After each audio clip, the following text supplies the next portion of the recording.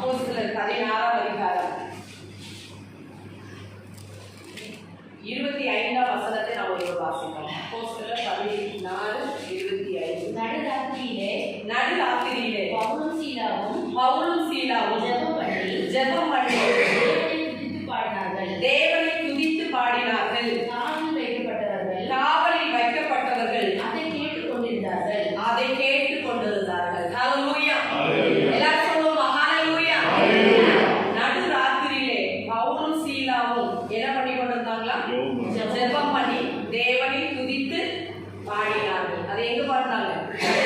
எந்த இடத்துல பாடினாங்க? சிறைச்சாலையில இருந்தாங்க. அவங்களை கைது பண்ணி வச்சிருந்தாங்க. பவுலையும் சீலாவையும் தேவனுடைய நாமத்தின் நிமித்தம் நினைச்சிருந்தாங்க. கைது பண்ணி அங்க சிறைச்சாலையில் இருந்தாங்க. சிறைச்சாலையில் எப்படி பட்டிருக்குன்னா அவங்க கைகளும் கால்களும் தோல் மரத்தில் மாட்டப்பட்ட ஒரு நிலைமையில அவங்க இருந்தாங்க. ஆனா என்ன பண்ணாங்க அப்படின்னு சொன்னா தேவனை நோக்கி ஜெபம் பண்ணி துதித்து பாடிக்கொண்டிருந்தாங்க. நல்லா யோசித்து பார்த்தீங்கன்னா இப்போ கையும் காலம் என்ன செய்யப்பட்ட நிலைமையில இருக்கு? என்ன எப்படிப்பட்ட நிலைமையில இருக்கு?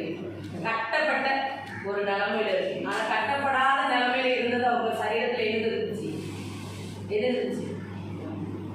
சொல்லுங்க. வாய் எதுல கட்டப்படல.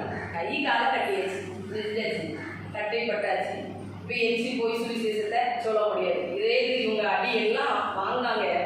அடி வாங்கியும் அந்த கால கட்டலை அப்படின்னு சொன்னா இந்த பவுல்லாம் என்ன சொல்லுவாங்க தெரியுமா? உடனே அவன் அடுத்த பட்டணத்துக்கு போயிருக்கும். இந்த வழக்கமே அப்படிதான். நீங்க அப்போஸ்தலர் 14 அதுல 19ஆம் வசனம் சொல்லுகிறது, பின்பு அந்தியோகியாவிலும் இக்கோனியாவிலும் இருந்து சில யூதர்கள் வந்து ஜனங்களுக்கு போதனை செய்து பவுலை கல்லறிந்து அவன் மரித்து போனான் என்று எண்ணி அவனை பட்டணத்துக்கு வெளியே இழுத்து கொண்டு போனார். சீசர்கள் அவனை சூழ்ந்து நிற்கை அவன் இழந்து பட்டணத்துக்குள் பிரவேசித்தார். இது பாத்தீங்கன்னா இந்த பவுல் எவ்வளவுதான் அவனை கல்லெறிஞ்சு அவன் செத்து போனான்னு சொல்லி நினைச்சு போட்டுட்டு நினைச்சிருந்தாங்க. எரிஞ்சவங்க போட்டு போயிட்டாங்க. ஆனா பவுல் என்ன செய்யல? எரிஞ்சு உடனே அதிலே அவளை படுத்து விடல. எரிஞ்சு நேர போய் ஒரு பட்டணத்துக்குள் சூழ்ந்து அங்கே சொல்ற அங்க சுவிசேஷத்தை பிரசங்கித்தான்னு சொல்லப்படுது. அந்த வேலை கற்றுக் கொடுத்த வேலையை எவ்வளவுதான் உபத்திரம் ஒரு பிரச்சனைகள் வந்தாலும் அவன் அதை விடவே இல்லை.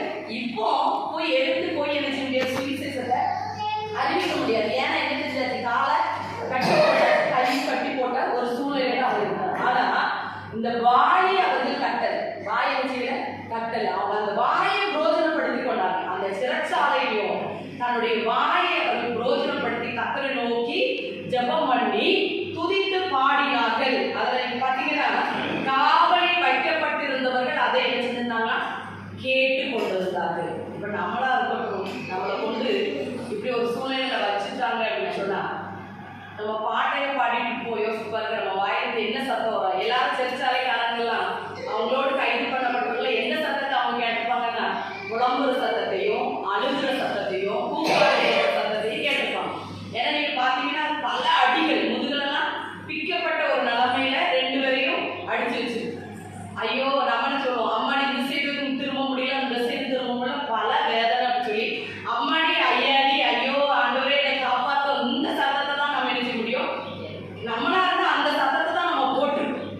அதெல்லாம் காவலில் இருந்தவர்கள் என்ன செஞ்சிருப்பாங்க? கேட்டுருப்பாங்க. இந்த அம்மா ஐயா ஆத்தான்னு சொல்லி போடுற சத்தத்தினால புரோஜனம் என்ன செய்யாது? கிடையாது. ஆனா ஒரு புரோஜனம் உண்டாக்குற சத்தம் இவங்க வாயிலிருந்து வந்துச்சு. துதித்தலின் சத்தம் எழுபட போது அவர்கள் கட்டப்பட்டிருந்தவர்களாய் காவலில் இருந்தவர்கள் கூட அந்த சத்தத்தை கேட்கும் பொழுதே இவர்களுக்கும் விடுதலை உண்டானது, அவர்களுக்கும் விடுதலை உண்டானது. ஹல்லேலூயா.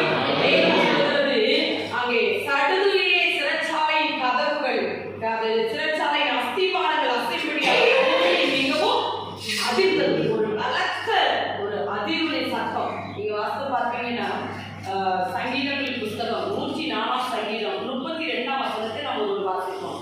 சங்கீதம் 104 32ஆம் வசனம் எடுத்தோம். நீங்க வாசிக்க சங்கீதம் 104 32 சத்தம். அவர் பூமியை நோக்கி பார்க்க, அவர் பூமியை நோக்கி பார்க்க அது அதிரும், அது அதிரும். அவர் பர்வதங்களை தொட, அவர் பர்வதங்களை தொட அவைகள் புகையும், அவைகள் புகையும். அப்போ எப்போ பூமி வந்து அசைது அப்படின்னு சொன்னா எப்போ அசைது? அவர் நோக்கி பார்க்கும் பொழுது என்ன செய்யுது? பூமி அசைகிறது, அது அதிர்கிறதுன்னு சொல்லி பார்ப்போம். அப்ப தேவன் இந்த பவுலை சீலாவை